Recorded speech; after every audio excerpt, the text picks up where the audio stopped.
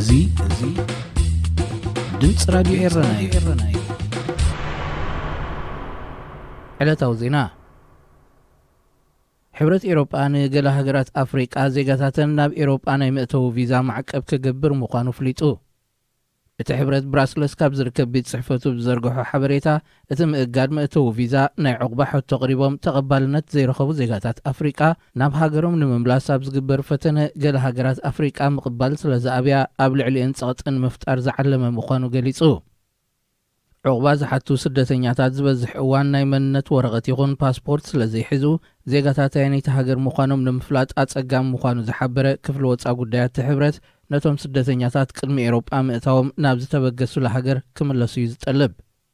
ኣብ 2019 ናብ ሃገሮም ክምለሱ ዝተገብረ እሞ መንግስታቶም ዝተቐበልዎም ኣሽሓት ናይ ዕቁባ ሕቶኦም ዝተነጽገ ስደተኛታት ናብ 39 ሃገራት ክፋንውን ከለው ገለ ሃገራት ኣፍሪቃ ግና ዜጋታተን ምቕባል ኣብየን ከም ዘለዋ ይግለጽ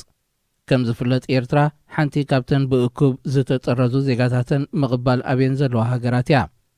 ነዚ ጉዳይ ዝብዝምልከት ስዊዘርላንድን ጀርመንን ዝርከበን ሃገራት ኤውሮጳ ምስ ሰበስልጣን መንግስቲ ኤርትራ ተደጋጋሚ ርክባት ኣካይደን እየን ኣሜሪካ ብኢትዮጵያ ተወሊዑ ዘሎ ኩናትን ናስዒቦ ዘሎ ሰብኣዊ ቅልውላውን ከም ዘተሓሳሰባ ንምግላጽ ፍሉይ ልኡኽ መዚዛ ክፍሊ ጉዳያት ወጻኢ ዝምድናታት ኣሜሪካ ብ5-18 መጋቢት ኣብ ዘውፅኦ መግለጺ ምምሕዳር ባይደን ንኣባል ባይቶ ክሪስቶፈር ኩንስ መዚዝዎ ከም ዘሎ ፍሊጡ ክሪስቶፈር ኩንስ ኣዲስ ኣበባ ዝኣተወሉ ምስ ቀዳማይ ሚኒስትር ኣብይ ኣሕመድ ብምርኻብ ብዛዕባ እቲ ኣብ ትግራይ ተፈጢሩ ዘሎ ሰብኣዊ ቅልውላው ዝተፈጸመ ገበናትን ካልእ ምስኡ ዝተኣሳሰር ጉዳያትን ክዘራረብ ምዃኑ ተፈሊጡ ንሱ ብተወሳኺ ብዛዕባ እቲ ዝካየድ ዘሎ ኩናትን ዝዓርፈሉ መፍትሒታት ንምንዳይን እውን ክዘራረብ ምዃኑ ተገሊጹ እቲ ፍሉይ ልኡኽ ሕቡራት መንግስታት ኣሜሪካ ብተመሳሳሊ ዛዕባ ምስ ሰበስልጣን ሕብረት ኣፍሪቃ እውን ክዘራረብ ምዃኑ ተሓቢሩ መምዛዚ ፍሉይ ልኡኽ ምምሕዳር ባይደን ክሳብ ክንደይ በቲ ጉዳይ ተሻቒሉ ከም ዘሎ ዘመልክት እዩ ክብል ክፍሊ ጉዳያት ወጻእቲ ሃገር ይገልጽ ብዛዕባ ጉዳይ ደቡብ ሱዳንን ኢትዮጵያን እውን ኣካል ናይቲ ዘተ ከም ዝኸውን ተሓቢሩ እዚ ከምዚ ኢሉ እንከሎ መንግስቲ ኢትዮጵያ ኣብ ጎኒ ሕወሓት ኮይኖም ንዝዋግኡ ዘለዉ ዜጋታቱ ብሰላም ኢዶም ክህቡ ቤት ጽሕፈት ቀዳማይ ሚኒስትር ጻውዒት ኣቕሪቡ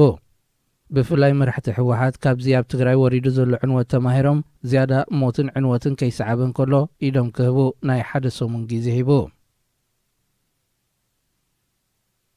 ኣብ ደቡብ ሱዳን ናብ መንጎ ሰራዊት መንግስትን ተቃዋምቲ ሓይልታትን ብዝተኻየደ ውግእ ብውሕዱ 24 ሰባት ከም ዝሞቱ ካብቲ ሃገር ዝተፈነወ ዜና ኣመልኪቱ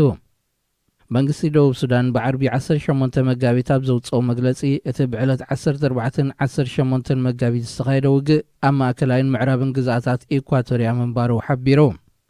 ኣፈኛ ሰራዊት መንግስቲ ብወገኑ ብዝሃቦ ቃል እቲ ውግእ ተቃዋምቲ ሓይልታት ኣብ ልዕሊ ሓደ ወተሃደራዊ ማዓስከር ድሕሪ ዝኸፈትዎ ሃንደበታዊ መጥቃዕቲ ከም ዝጀመረ መልኪቱ